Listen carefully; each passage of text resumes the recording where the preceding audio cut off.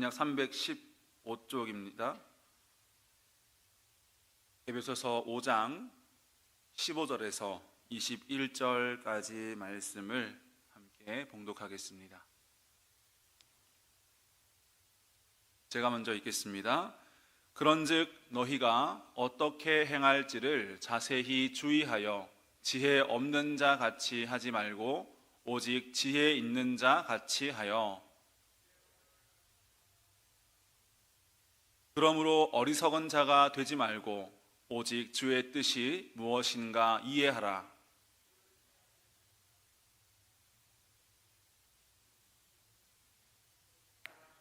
시와 찬송과 신령한 노래들로 서로 화답하며 너희의 마음으로 주께 노래하며 찬송하며,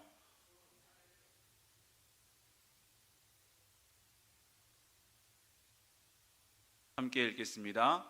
그리스도를 경외함으로 피차 복종하라. 아멘. 우리 옆에 계신 분들과 한번 인사하겠습니다. 사랑합니다. 축복합니다. 네, 이제 새해가 시작되었습니다. 많은 사람들은 이 새해를 시작할 때 또 내가 올 한 해 이루고자 하는 어떤 목표와 또 발전되고 싶은 그런 모습들, 또 고치고 싶은 그런 모습들, 그런 것들을 함께 계획하면서 새해를 시작하곤 합니다. 그래서 오늘 이 말씀을 통해서 우리가 새해를 다시 시작할 때 하나님께서 우리에게 원하시는 그 지혜로운 인생이란 어떤 것인지를 말씀을 통해서 함께 살펴보고자 합니다. 오늘 말씀 15절 말씀을 보면 이렇게 시작합니다. 너희가 어떻게 행할지를 자세히 주의하여 라고 말씀하고 있습니다. 인생을 잘 살기 위해서는 우리가 주의해서 우리의 삶을 그리고 세상을 살펴볼 필요가 있습니다. 세상에 성공한 사람들 뿐만 아니라 영적으로 하나님과 친밀한 사람들, 그리고 영적인 선배들의 삶을 우리가 관찰하고 자세히 들여다보면 그 삶을 통해서 우리가 어떻게 행하여야 할지에 대한 통찰력을 얻을 수 있기 때문입니다. 그래서 우리의 인생과 또 함께 동역하는, 함께 주님 나라를 향해서 가는 성도님들의 인생을 자세히 주의하여 살펴보면서 하나님께서 우리를 어떻게 인도하셨는지, 하나님께서 어떻게 우리의 삶을 인도해 가시는지를 함께 경험하고 또 간증할 수 있는 그런 귀한 삶이 되어야 하는 것입니다. 오늘 말씀을 보면 이 삶 가운데 지혜 없는 자 같이 하지 말고 오직 지혜 있는 자 같이 하라라고 말씀하고 있습니다. 그러면서 세 가지 명령을 주고 있는데요. 첫 번째는 16절 말씀입니다. 16절을 함께 읽어보겠습니다. 세월을 아끼라, 때가 악하니라. 아멘. 한번 따라서 할까요? 하나님이 시간의 주인이 되게 하라. 16절 말씀에는 세월 그리고 때라는 명사가 나오고 또 아끼라 그리고 악하다라는 두 동사가 나옵니다. 세월을 아끼라는 가르침은 누구나 친숙하게 알고 있는 교훈이고 또 이 세상, 이 때가 악하다라는 것도 조금의 경험이 있으면 충분히 이해할 수 있는 그런 말씀입니다. 하지만 본문에서 강조하는 교훈은 사람들이 일반적으로 알고 있는 상식과는 다릅니다. 우리는 세월을 아끼라는 말을 듣는 순간 요즘 시대에 많은 사람들이 시간 관리에 대해서 이야기하는 것을 떠올릴 수 있습니다. 왜냐하면 시간 관리는 곧 성공과 직결되어 있는 아주 중요한 삶의 모습이기 때문입니다. 성공한 대부분의 사람들은 시간을 잘 관리합니다. 아침형 인간이 되어서 일찍 일어나고 또 아침에 일어나서 명상이나 하루를 계획하고 또 운동하며 그 시간을 철저하게 계획해서 쓰는 것이 성공한 사람들의 모습입니다. 그리고 이 시간 사용에 대한 관리는 영적으로도 신앙생활을 하는 데 있어서도 굉장히 중요한 부분이라고 할 수 있습니다. 하지만 이 시간을 관리하는 것이 우리의 영혼을 살리는 것은 아닐 수 있습니다. 오늘 본문은 시간에 대해서 어떻게 말씀하고 있습니까? 먼저는 때가 악하다라는 말을 이해할 필요가 있습니다. 에베소서의 가장 유명한 말씀이 무엇이 있습니까? 에베소서에는 영적인 하나님의 전신 갑주에 대한 말씀이 담겨져 있죠. 그 말씀을 보면 이 에베소서는 성도가 이 땅을 살아가면서 해야 할 영적인 싸움을 전제로 하고 쓰여진 성경입니다. 악의 세력은 그들의 가장 중요한 속성은 우리를 속이는 것이죠. 성경은 마귀를 속이는 자라고 말씀하고 있습니다. 어떻게 우리를 속입니까? 큰 것을 작게 보게 하고 작은 것을 크게 보게 하는 것입니다. 죄는 대체로 작게 보게 함으로써 우리가 그것을 아무것도 아닌 양 여기게 만들고, 또 우리가 방심하고 방관하여서 그 죄에 대해서 무력하게 만듭니다. 또 이 세상의 어떤 문제나 내 앞에 주어진 어떤 그런 것들은 너무나 크게 보이게 함으로써 우리가 움츠려들고 또 우리가 소극적이게 하게 되는 것이죠. 때가 악하다라는 표현은 악한 세력들이 우리에게 주어진 이 시간과 날들에 대해서 속이고 있다는 말씀이고, 또 하나님을 위해서 쓸 시간을 미루어 버리고 또 하나님을 위하여 사용하는 시간이 의미가 없다라는 그러한 말들로 우리를 속이는 때다라는 뜻을 담고 있습니다. 또 이미 세상이 몽땅 악의 소나기에 넘어간 것처럼 우리를 속여서 무기력하게 우리의 시간을 그저 보내게 하는 그러한 속임을 우리에게 주고 있습니다. 또 반대로 이 시간을 세상적으로 즐기거나 또 나의 자아를 이루고 실현하는 일에 몰두하게 해서 우리의 시간을 허비하게 만들기도 하는 것입니다. 어쨌든 이 악은 하나님께서 우리의 시간의 주인이신 것을 망각하고 실현되지 못하도록 만들고 있습니다. 두 가지 방법으로 속입니다. 때로는 우리가 해야 할 일이 있는데 그것을 한없이 미루어서 다가오는 시간은 유한하고 흘러가는 시간을 붙잡을 수 없는데 그것이 마치 무한한 것처럼 그 시간을 허비하게 만들거나, 또 우리가 해야 할 것은 많은데 시간은 없는 것처럼 조급한 마음을 주어서 그 시간에 주는 참된 의미와 가치를 잘 깨닫지 못하도록 하는 것에 그 마귀의 속셈이 있는 것입니다. 그래서 이 바울은 우리에게 세월을 아끼라라고 말씀하고 있습니다. 여기서 이 세월은 흘러가는 시간, 크로노스라고 하죠. 크로노스는 흘러가는 시간이 아니라 카이로스라는 다가오는 하나님의 시간, 우리에게 주어지는 하나님의 기회들을 말하는 것이 세월이라는 단어에 담긴 뜻입니다. 그래서 세월을 아끼라는 첫 번째 의미는 쉬운 말씀 그대로 시간을 낭비하지 말라라는 뜻이 되는 것입니다. 우리는 언제 시간을 낭비할까요? 어려운 일을 만나서 낙심하고 방황하면서 우리는 시간을 그저 흘려보낼 때가 있습니다. 또 우리의 삶이 잘 되어도 그 편안함을 즐기느라 시간을 그냥 흘려보내는 때가 많이 있죠.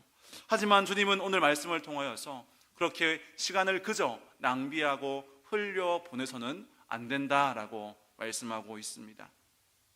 또 두 번째 의미는 이 아끼라는 동사의 첫 번째 뜻이 번역은 아끼라로 되었지만 이 원래 뜻은 구매하다, 사다라는 뜻을 가지고 있습니다. 다시 말하면 이 시간을 사라, 시간을 구매해라 라고 하는 것인데, 영어 성경을 보면 이것을 어떻게 번역하냐면 주어진 순간에 최선을 다해라, 주어진 기회를 최대한 선용하라 라고 번역하고 있습니다. 이 기회는 우리 어떤 나의 개인적인 발전과 유익을 위해서 그 시간들을 잘 활용하라는 것이 아니라 하나님을 기쁘시게 하는 그 일에, 그 기회가 주어졌다면 그 하나님을 영화롭게 하고 하나님을 기쁘시게 하는 일에 최선을 다하라라고 말씀하고 있는 것입니다. 이런 기준으로 시간이 주는 기회를 우리가 살 때 우리의 인생 가운데 큰 축복이 찾아올 줄 믿습니다. 산다, 구매한다라는 것은 우리가 이 시간을 고민하면서 나를 위해 쓸지 하나님을 위해 쓸지 고민하는 것이 아니라 과감하게 우리가 돈을 주고 물건을 사는 것처럼 이 기회를 하나님을 위해서 결단하여 사용하는 것이 우리에게 복이 된다라고 말씀하고 있는 것입니다. 사랑하는 성도 여러분, 주님을 위해서 일할 수 있는 기회가 많지 않을 수 있습니다. 찬양 가사에도 일할 수 없는 밤이 속히 오리라 라는 가사처럼 주님을 기쁘시게 하는 일에 기회가 생긴다면 주저없이 여러분들의 시간을 들여서 그 기회를 사고 그 기회를 내 것으로 만들 수 있는 저 여러분 될 수 있기를 간절히 소망합니다. 그 기회가 부족하여도 나의 어떠한 시간의 드림이 약하여도 주님은 기뻐 받으실 줄 믿습니다. 시간을 주님께 드리는 것, 내 시간을 내 삶을 하나님의 나라와 영광을 위해서 드리는 것, 그것이 세월을 아끼는 성도의 모습이다라고 하는 것입니다. 그리고 가장 중요한 세 번째 의미가 있는데요, 이 아끼라는 동사에 가진 뜻 중에 바로 속량하다, 구속하다, 구원하다라는 의미가 있습니다. 주님께서 우리를 구원하신 것이 우리의 죄값을 지불하시고 우리를 자신의 것으로 삼으신 것, 구매하신 것의 의미를 담고 있는 것처럼, 이 아끼다라는 동사는 우리가 죄에서 구원받은 것과 동일하게 이 시간을 악한 때로부터 구원하여서 하나님의 것으로 만들어라 라는 뜻을 가지고 있는 것입니다. 시간을 구원하는 것이란 무슨 뜻일까요? 시간을 구원한다는 것은 하나님을 내 시간의 주인으로 두라라고 하는 것입니다. 예수님의 십자가를 통해서 우리가 구원을 받았다는 것은 우리의 삶의 주인이 바뀌었다는 것을 의미하는 것처럼, 구원받은 우리가 시간을 대하는 자세도 마찬가지입니다. 나의 시간 중심에 예수님을 두고 예수님이 내 모든 시간의 주인이 되시도록 그 시간을 구원하는 것, 그 시간의 주인이 하나님이 되게 하는 것, 그것이 악한 때를 살아가는 우리가 세월을 아끼는 삶의 모습이라고 말하고 있는 것입니다. 그래서 그 하나님과의 만남, 그 하나님과의 만남의 기회를 우리가 소중히 여기는 것, 예배의 시간들, 말씀을 묵상하는 시간들, 기도하는 그 시간들을 우리가 가장 우선에 두고 소중히 여기는 것이 악한 때를 살아가는 우리가 시간을 아끼고 세월을 아끼는 삶의 모습이다라고 하는 것입니다. 그래서 올 한 해를 우리가 시작하면서 한 가지 결단했으면 좋겠다는 것이 있다면 바로 우리의 시간을 하나님께 드리기를 가장 즐거워하고 가장 우선순위에 되는 그러한 저와 여러분 될 수 있기를 간절히 소망합니다. 그것이 바로 지혜 있는 사람의 삶이기 때문입니다. 그래서 우리의 하루의 삶에 반드시 하나님이 주인 되시는 시간을 마련해 두어야 합니다. 그러한 시간은 다른 나머지 우리의 삶도 거룩하게 만듭니다. 나의 삶이 예수님이 주인 되시는 그 시간은 진정으로 주님을 예배하는 시간이고 진정으로 하나님과 만나며 교제하는 시간입니다. 그래서 여러분 삶의 중심에 예배가 여러분 중심이 되기를 간절히 소망합니다. 하루의 가장 중심이 새벽에 주님과 함께 나아가서 말씀을 듣고 기도하는 시간이 여러분 삶의 중심이 되기를 바랍니다. 한 주의 중심이 주일 예배가 되어서 그 주일 예배를 통해서 내가 하나님께 내 모든 시간을 드려서 나머지 한 주의 시간들도 하나님 앞에 살아갈 수 있는 은혜가 있게 되는 것입니다. 또 한 달은 어떨까요?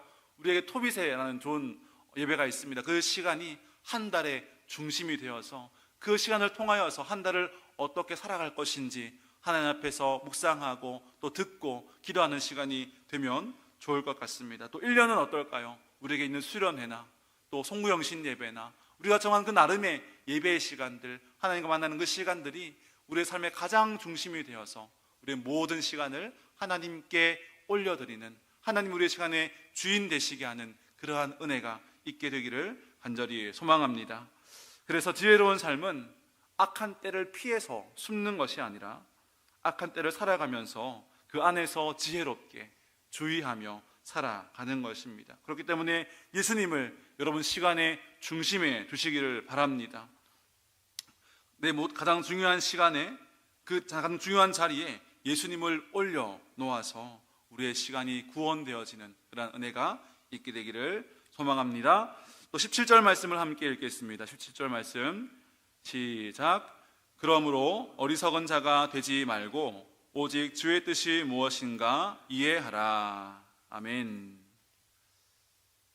계속해서 본문은 이런 자가 되지 말고 이런 자가 되라 라고 반복해서 말씀하고 있습니다. 첫 번째는 지혜 없는 자같이 하지 말고 지혜 있는 자같이 되어서 세월을 아끼라 라고 했다면, 두 번째는 어리석은 자가 되지 말고 오직 주의 뜻이 무엇인지 이해하라 라고 말씀하고 있습니다. 누가 어리석은 사람일까요? 구약 성경을 보면 이 지혜라고 하는 것은 하나님께 속해 있다라고 설명합니다. 욥기나 잠언이나 전도서 말씀을 보면 이 지혜의 근원은 하나님이시다라고 말하고 있는 것입니다. 그래서 이 지혜는 하나님이 주시고 지혜가 없는 자는 하나님을 알지 못하는 사람입니다. 오늘 보면 특별히 주의 뜻뿐만 아니라 이 주의 뜻을 이해하라라고 강조하고 있습니다. 수많은 성도님들은 하나님의 뜻에 관심을 가지고 있습니다. 왜냐하면 이 신앙생활의 진수는 바로 하나님의 뜻을 알고 행하는 것이기 때문입니다. 그런데 주의 뜻이 무엇인가를 분별하는 것은 참 쉽지 않습니다. 특히 주님의 뜻을 찾으려고 할 때 내가 주체가 되어서 숨겨진 무언가를 찾으려고 한다면 하나님의 뜻을 잘 알기가 어렵습니다. 성경은 하나님의 진리와 지혜는 내가 찾는 것이 아니라 하나님께서 우리에게 드러내시고 발견하게 하시는 것이기 때문입니다. 그렇기 때문에 우리 두 번째 한번 따라 하겠습니다. 하나님의 말씀이 내 판단의 주인이 되게 하라. 우리의 모든 판단과 우리의 지혜와 살아가면서 알아야 할 모든 진리들은 우리가 스스로 발견하고 찾아내서 우리가 그것을 찾아내는 것이 아니라 하나님께서 우리에게 알게 하시고 드러내시고 깨닫게 하시고 이해하게 하시는 것입니다. 그래서 하나님의 뜻은 오늘 본문에 이해하라라고 되어 있습니다. 이해가 되어지는 것이지 우리가 마치 숨은 그림 찾기 하듯이 이 성경 안에 하나님의 뜻은 이거야 라면서 이것을 찾아내는 것이 아니라고 하는 것입니다. 이 이해라고 하는 것은 어떤 깨달음에 도달하는 것인데, 이런 깨달음은 새로운 영적인 세계를 향하여서 우리의 모든 지식과 마음과 생각과 감정이 열려지는 것을 의미하는 것입니다. 우리가 어떤 때 하나님의 뜻을 구할까요? 때로는 어떤 중요한 의사결정을 앞두고 하나님의 뜻을 구할 때가 많습니다. 어떤 사업을 시작하려고 할 때, 혹은 어려움을 겪고 있을 때 그것을 끝까지 버텨야 하는지 아니면 그대로 내려놓고 다른 길을 가야 하는지 답답해하면서 하나님의 뜻을 찾을 때가 있습니다. 또 현재 겪고 있는 나의 시련이나 가까운 사람들의 시련 앞에서 과연 하나님의 뜻을 알고 싶은데 그 뜻이 이해되지 않아 답답할 때가 있죠. 그런데 성도의 시련은 이것을 허락하신 하나님의 뜻을 이해할 때 대부분 해결됩니다. 하나님의 뜻을 알아갈 때 우리가 범하는 가장 큰 실수는 무엇이냐 하면, 하나님의 뜻을 구하는데 여전히 내가 중심이 되어서 내 삶의 그런 태도를 버리지 못하는 것입니다. 이럴 때 우리가 하나님의 뜻을 찾는 이유는 대체로 성공을 위해서 혹은 실패하지 않기 위해서, 과연 내가 이 인생의 질문들을, 인생의 어떤 문제들을 잘 해결하고 뛰어넘을 수 있는 방법이 하나님께 있지 않을까라는 생각을 하면서 찾을 때가 많이 있습니다. 하지만 이것은 반쪽짜리에 불과합니다. 왜냐하면 하나님의 뜻을 이해하려면 우리에게 필요한 것은 철저한 순종이기 때문입니다. 우리가 순종하기로 할 때, 우리가 어떠한 일이든 하나님께 승복하고 하나님께 모든 것을 맡겨드리고자 할 때, 그때 비로소 하나님의 뜻은 우리에게 의미가 있는 것입니다. 청년들이 이러한 고민을 참 많이 합니다. 대체로 어떤 질문들이냐 하면, 어떤 일이 하고 싶거나 어떤 중요한 큰 일을 앞두고 있을 때 이것이 하나님 뜻인지 아닌지 잘 모르겠어요 라는 뜻이 질문을 많이 합니다. 만약에 이것이 하나님의 뜻이 아니라 내 욕심이면 어떡하지? 이게 하나님의 뜻이 아니면 어떡하지? 그래서 실패하면 어떡하지? 난 하고 싶은데 그것이 허락되지 않으면 어떡하지? 그러한 고민들을 하고 있는 것이죠. 그때 저는 어떻게 그렇게 대답해 주냐 하면, 하나님은 분명히 너를 사랑하시고 네가 하는 모든 결정을 응원하고 지지하시는데 그 일에 되고 되지 않고는 하나님께 달려있다는 것을 네가 깨달아야 한다. 그래서 해볼 수는 있고 시도해볼 수는 있겠지만 그것이 만약에 안 되었을 때 너의 마음이 상한다면 그것은 하나님의 뜻을 구하는 것이 아니라 확인받고 싶은 것에 불과한 것이라고. 그래서 그것이 되든지 안 되든지 하나님의 뜻에 순복하고 순종할 수 있다면 그 마음을 주님께서 원하시는 것이라고 대답해 줄 때가 있습니다. 우리도 마찬가지 아니겠습니까? 어떤 문제를 놓고 주님의 뜻을 구하며 기도할 때 그것을 넘어설 수 있고 해결받을 수 있고 내가 원하는 것을 이루는 방법을 구하는 것이 아니라 어떠한 결과가 드러나든지 어떠한 일이 우리 앞에 펼쳐지든지 그것이 하나님의 뜻이라는 것을 이해하고 순복하고 받아들일 수 있는 믿음이 우리 가운데 있을 때 비로소 하나님의 뜻이 우리 가운데 드러나는 것이 큰 의미가 있게 되는 것입니다. 그래서 내 안에 완전히 나의 자아가 죽어야만이 하나님의 뜻이 드러나게 됩니다. 내 뜻이 나를 채우고 있으면 하나님의 뜻은 내 안에 설 자리가 없게 되는 것입니다. 하나님의 뜻은 하나님의 의지와 열망과 하나님의 이루심인데 그것은 결코 변하지 않습니다. 하지만 하나님의 뜻을 내가 제대로 알게 되면 내가 완전히 그 뜻에 압도되고 승복하게 되고 내 모든 삶을 드리게 되는 것이라고 말씀하는 것입니다. 하나님의 뜻에 대해서 밝히 말하고 있는 두 말씀이 있는데요. 데살로니가전서 4장 3절 말씀은 이렇게 말씀하고 있습니다. 하나님의 뜻은 이것이니 너희의 거룩함이라 곧 음란을 버리고 라고 말씀하고 있습니다. 또 5장 16절부터 18절 말씀 함께 읽겠습니다. 항상 기뻐하라 쉬지 말고 기도하라 범사에 감사하라 이것이 그리스도 예수 안에서 너희를 향하신 하나님의 뜻이니라. 아멘. 이 두 가지 말씀을 보면 요약하면 첫 번째는 거룩함, 그리고 두 번째는 하나님과 늘 함께하는 삶입니다. 항상 기뻐하고 감사하고 기도하는 것은 하나님과 동행하는 삶이죠. 그래서 하나님의 뜻은 우리의 거룩함 그리고 하나님과 동행하는 삶입니다. 그때 우리는 하나님이 기뻐하시는 것이 무엇인지 배우게 되는 것입니다. 처음부터 금방 정답 찾기 식으로 알게 되는 것이 아니라 계속 하나님과 동행함을 통해 거룩함을 지키며 하나님과 날마다 동행해가는 그 시간을 통해서 하나님의 뜻을 더 점진적으로 익숙해지게 알게 되는 것입니다.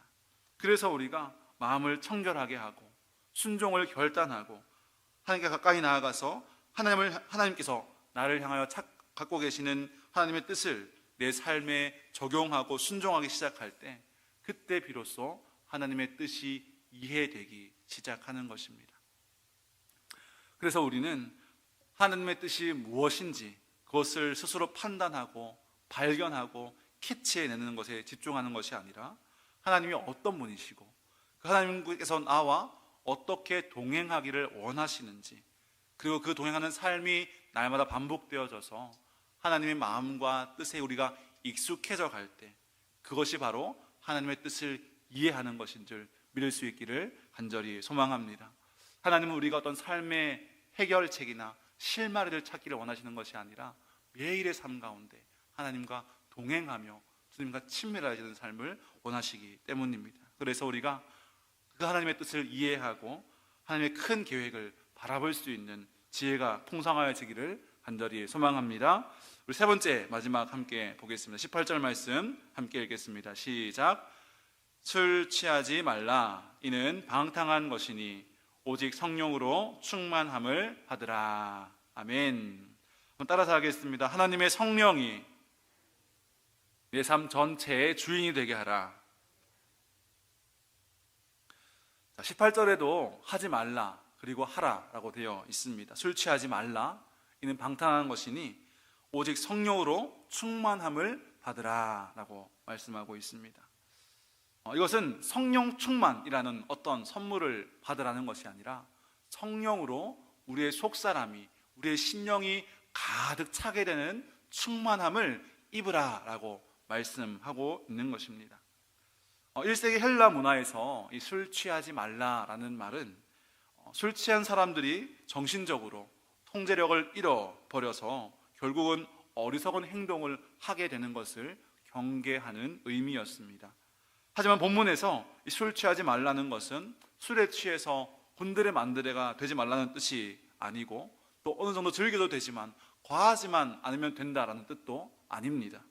본문의 의미는 성도가 지속적으로 맑은 정신, 깨어있는 영적인 상태를 유지하는 습관을 길러야 한다는 것이 이 말씀의 핵심적인 내용입니다. 그것은 영적인 무장이 견고하게 이루어진 것이죠. 그래서 전신갑주를 말씀할 때도 성령의 검, 곧 하나님의 말씀을 가지라라고 말씀하고 있는 것입니다. 또 본질은 육체적으로 술 취함을 멀리하라는 것이 아니라 방탕한 삶을 피해라 라고 하는 경고입니다. 이 방탕이라고 하는 것은 우리가 잘못을 행하고도 부끄러운 줄 모르는 그러한 우리의 죄된 속성을 말씀하고 있는 것입니다. 또 그래서 신약 성경에는 옛사람, 구원받기 전에 죄에 매여 있는 옛사람의 전형적인 모습을 방탕하다라고 그렇게 설명하고 있는 것입니다. 특별히 본문에서 이 술 취함은 오늘날 모든 중독 현상에 대해서 말씀하고 있는 것입니다. 세상에는 수많은 일이나 놀이나 음식이나 즐거움에 중독성이 있다는 것을 우리는 알고 있습니다. 삶이 어떤 것에 중독된다는 뜻은 그것에 지나치게 집착하고 의존하는 상태가 되어 버리는 것입니다. 그래서 우리가 무언가에 중독되면 예배가 무너지게 됩니다. 무언가에 중독되면 기도에 집중이 되지 않습니다. 또 무언가에 중독되면 말씀이 우리 안에 들어오지 못하고 튕겨나가게 되는 것이죠. 현대인들은 많은 것에 중독되어 있습니다. 돈과 성적인 것과 권력과 명예와 성공과 내 자아에 중독되어 있습니다. 이같이 하나님 대신 다른 대상에 집착하고 몰두하는 그 우상 숭배가 죄의 근원이 되는 것입니다. 그래서 이 본문을 다시 오늘에 맞게 읽으면 이렇게 읽을 수 있습니다. 어떤 것에든 중독되지 말라. 그것은 고칠 수 없는 것이니 오직 성령으로 충만함을 입으라 라고 말씀하고 있는 것입니다.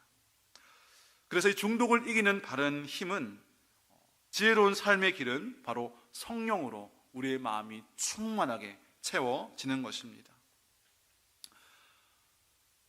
우리의 마음을 다른 것들이 채우지 못하도록 하는 것이죠. 성령 나를 통제하셔서 나의 욕구가 만족되는 것을 말합니다. 체스터턴이라는 사람은 이렇게 말했습니다. 모든 사람들은 자신의 어떤 쾌락과 만족과 욕구와 욕망을 채우기 위해서 안달이 나 있다고 합니다. 그래서 어떤 옛 표현입니다. 어떤 사람들이 창녀를 찾는 것은 하나님을 찾는 것이다 라고 말했습니다. 왜냐하면 그 마음 가운데 채워지지 않는 공허함이 있는데 그것을 채우려고 사람들은 모든 세상의 많은 것들을 내 마음에 둠으로써 채우기 위해서 안달이 나 있다고 하는 것입니다. 하지만 그것은 채울 수가 없죠. 왜냐하면 우리의 마음은 오직 하나님으로만, 성령으로만 가득 채워질 수 있기 때문입니다. 그래서 오늘 바울은 그들에게 이렇게 말하는 것입니다. 술 취하지 말라. 다른 어떤 것에도 중독되지 말라. 그것으로 너의 마음을 채울 수가 없으니 너는 오직 성령으로 너의 마음을 충만하게 가득 채우라 라고 말씀하고 있는 것입니다. 그래서 성령이 우리 마음 가운데 가득 채워질 때 비로소 우리가 간절히 원하는 하나님 아닌 다른 것들이 아니라 하나님으로 그것이 가득 채워지게 되는 것입니다. 여러분들은 어떤 것으로 여러분들의 마음을 채우고자 하십니까? 저 또한 마찬가지입니다. 저의 마음을 하나님 아닌 다른 것들로 채우고자 수없이 많은 시도와 실패와 그런 것들을 경험하지 않습니까? 하지만 우리가 날마다 기억해야 하는 것은 세상 어떤 것으로도 사람들과의 관계나 사람의 사랑이나 많은 재산이나 권력이나 그 어떤 것으로도 우리의 마음을 채울 수가 없고 오직 성령으로 충만하게 되어질 때 그런 것들에 우리의 눈길이 가지 않게 된다라고 말씀하고 있는 것입니다.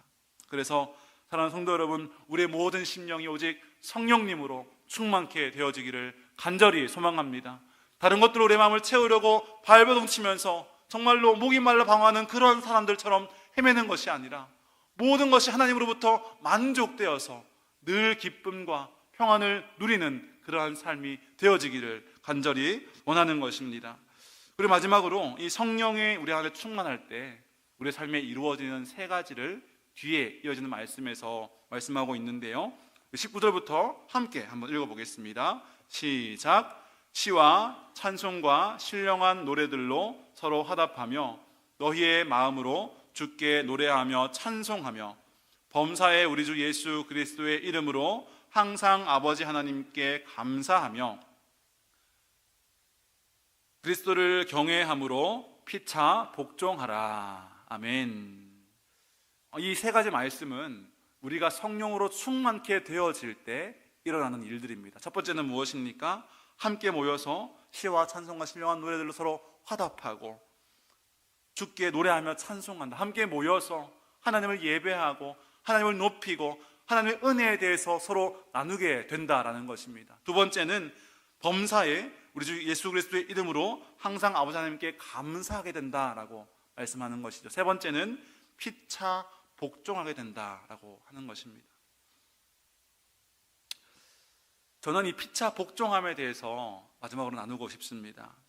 이 피차 복종하라는 말씀 바로 뒤에 어떤 말씀이 나오는지 한번 보시겠어요? 22절부터 보면 아내와 남편에 대해서 말하고 있는데, 아내들은 남편에게 복종하라, 그리고 남편들은 아내에게 그리스도께서 자기를 교회에게 다 내어주신 것처럼 자신을 내어주라. 이것도 복종이 되겠죠. 놀라운 것은 우리가 성령으로 충만하게 되어질 때 우리의 가정 안에도 내 마음을 상대방을 이용해서 채우려고 하는 것이 아니라, 상대방이 나의 부족함을 채우는 존재, 내 마음의 어떤 갈망을 채우는 존재가 아니라 서로가 성령으로 충만하게 되어져서 서로를 위해서 자기를 내어주는 삶으로 나아가게 된다라고 하는 것이 성령 충만의 결과라고 말씀하고 있는 것입니다. 그래서 이 성령의 충만함을 통하여서 올 한 해 우리의 모든 가정 가운데에도 이러한 하나님의 은혜가 풍성하게 되기를 간절히 소망합니다. 우리가 갈등이 있는 이유가 무엇입니까? 그것은 내 빈자리를, 내 마음의 어떤 욕구와 갈망과 그런 욕심들을 상대방이 채워주겠지, 당신이 채워줘야 하는 것 아니냐, 그렇게 생각하기 때문이 아닐까요? 하지만 우리가 성령으로 충만하게 채워져서 우리가 서로를 채워줄 수 있는, 서로를 위해서 나를 내어줄 수 있는 그러한 은혜가 있게 되기를 바랍니다. 정리하겠습니다. 우리가 이 말씀을 통해서 살아가야 할 지혜로운 인생은 하나님이 주인 되시는 삶입니다. 우리의 시간을 주님께 내어드리고 하나님의 뜻을 이해하고 모든 중독과 집착에서 벗어나 성령으로 가득 채워질 그러한 삶을 살아갈 때 비로소 하나님이 말씀하시는 지혜로운 인생이 되는 줄 믿습니다. 그래서 오늘 새해에 우리 모두 지혜로운 인생이 되기를 다짐하고 또 서로를 격려하면서 함께 그리스도의 장성한 분량에 충만하여지는 온전한 성도들 되기를 간절히 소망합니다. 기도하겠습니다. 하나님 아버지, 참으로 감사합니다. 세상에 말하는 지혜가 아니라 하나님께서 우리에게 원하시는 지혜로운 삶이 무엇인지를 깨닫게 하여 주시니 참으로 감사합니다. 하나님, 악한 때를 살아가는 우리가 세월을 아낌으로, 시간을 주님께 내어드림으로 지혜로운 삶을 살게 하시고, 또 우리가 주의 뜻이 무엇인지를 날마다 이해하는 삶을 살게 하시고, 성령으로 충만하게 되어서 다른 것들로 우리의 마음을 채우려 하지 않는 온전한 만족 가운데로 우리를 인도하여 주시옵소서. 예수님의 이름으로 기도드리옵나이다. 아멘.